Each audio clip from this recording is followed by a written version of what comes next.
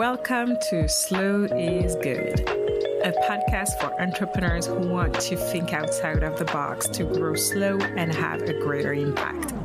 In this podcast, we'll talk everything business, but most importantly, we'll talk slow business, digital strategies, creativity, some Franglish, and a load of human touch. I'm Géraldine Jippé. I'm a Slowpreneur, ex-startup founder. I'll be your host. I'll share ideas, strategies, and more with joy and slowliness. Enjoy the listen. Hello. Before to jump into the next episode of Slow is Good podcast, I wanted to introduce Spring Equinox Masterclass. It's a masterclass, foundational masterclass that I will be hosting next Wednesday and Thursday.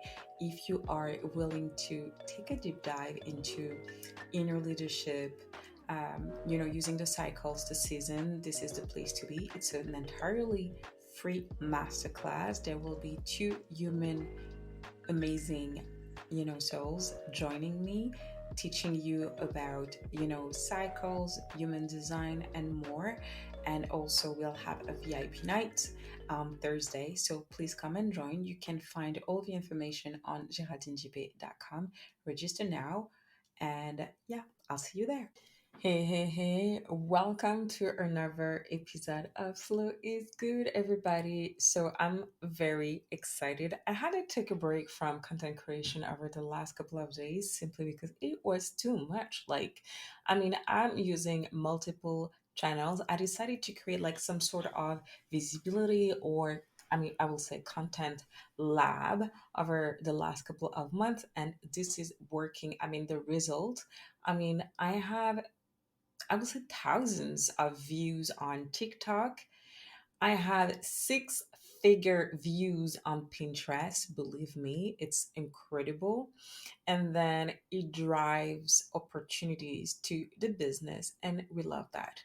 And the reason why I'm talking about these actions that are drivers of opportunities to your business, it's because I received a couple of questions from my clients over the last couple of weeks. I'm currently collaborating on a program with an organization where I coach 50 to 60 women once a week on the art of selling. And I'm quite excited about it because most of the questions are, very, very similar to what I receive in my private coachings in regards to actually how do you put together an offer, an irresistible offer, but also how to put together the strategy that will keep yourself in check and serene. So I will answer this first. So for me to hit the 4, 5, 6 figure, it didn't happen overnight, of course. Sales was never ever my forte. And what I realized is I was just following ways some people introduced me to sales. Like you need to have cold calls and then you need to close people. But like I usually say, it's not working for me because I hate it. I simply hate it. And I'm not saying at all it's a bad thing when it comes to strategizing and connecting with collaborative clients and opportunities. But what I would say is what works best is to make sure that you understand exactly what are your strengths and then capitalize on it. You'll get tremendous results and it will be more efficient and you'll score really, really nice and relevant income. And then I see many of my clients in these group format of coachings that I host that are asking all the time, how do you craft a powerful offer? The first thing for that is to make sure that what is it that you're trying to solve? That's the first question that you have to ask yourself. What is it that you're trying to solve? How you desire to help your community with this amazing offer of yours or products if you have a product. And it works the same way. And actually, what I can remember that sentence from Seth Godin saying that you don't n- you don't need to sell the product, you need to sell the problem that you're trying to solve, or and I will add to this the desire, because it's not always about just the problem. And then, like in creating all these beautiful and amazing strategies so that you can score um, the numbers that you desire, it's important to sell, not just talk to. How do I craft this? How do I get visible on socials? How do I mean, socials are great, but at the end of the day, if you're not able to convert, all these opportunities and clients that you might be you know meeting other like prospect on social, like there's no point to be on social. I will absolutely say that you need to sell all the time. And again, you need to capitalize on how you want to sell in order to be more supportive of your client and get them to get the best and most optimized transformation. And I had to tell one client one day that the offer is amazing. Back then she was working on the offer for maybe 2 months, something like that. And I told her, like, start validating that offer, start offering it, start communicating on it. And then because of the imposter syndrome, she comes to me saying, like, yeah, but it's not perfect. I don't want to make a mistake. You know what? We all make mistakes. To be honest, like if you are an entrepreneur, a slowpreneur, email me if you never made one single mistakes in your sales, in your offer, in your communications, in everything that is available in your shop. Everybody does, and it's a part of the journey. Now, this is thanks to these mistakes, or I shall say these learnings, that you grow, that you are more impactful when it comes to communicating with your community, that you are becoming a bigger person, literally. So it belongs to the learning and the journey. And again, I see too many women out there that are selling themselves short simply because they have this syndrome of perfection. And when it comes to business, when it comes to slowpreneurship, is not about being perfect. It's about, getting things done. And I know, like, sometimes you don't want to jeopardize your brand, you don't want to jeopardize your positioning or anything that is relevant and important to you. But then, one more time, this is how you learn, this is how you grow, this is how you become perfect at what you're doing. And then you score the 4, 5, 6, 7 figures. And then, if you are in the midst of, trying to figure out how you can get to the next level, I would say stop just like trying to make it perfect. Just start selling, as simple as that. It won't be perfect, but your sales will become perfect the more you sell them and the more you figure what works for you and what works for your community and how you can support your community with your amazing offer. And then that was one of the first questions that I actually had over the last couple of weeks. And I also had these other questions that I find very important as a solopreneur, more specifically, simply because one of my clients asked me, but I've been so stressed over the last couple of months. I don't know how to how to to get going, all the things that I want to do. How, I really don't know how to move on to the next step, and I feel stressed and I don't know how to keep up. And I really had to tell her that it's not more complicated than that.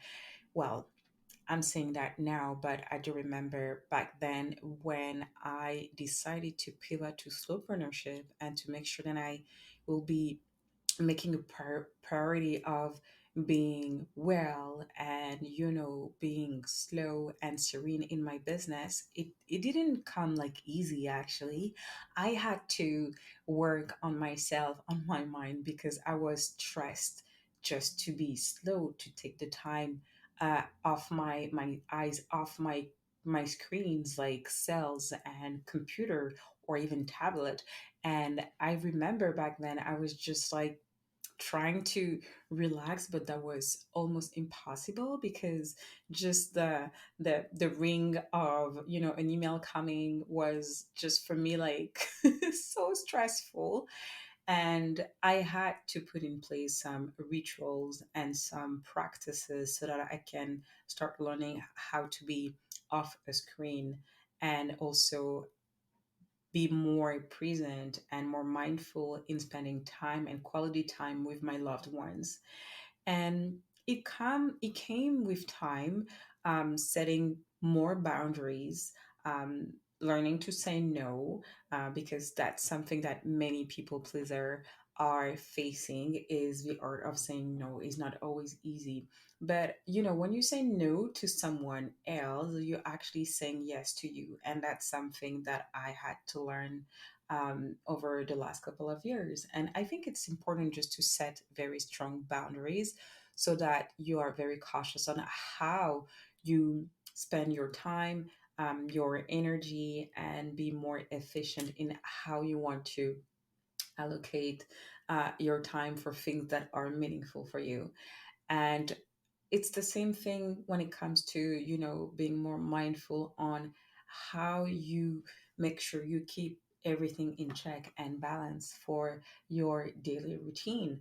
For me, as I always say, working out is important. I'm a capoeirista at heart. I've been practicing capoeira since, I don't even remember, since I was 20 something. And for me, it's kind of a way for me to keep the balance, just to work out, doing Pilates because I love it. I really love a good sweat, but also practicing music. For me, music is very meditative, if I can say it properly.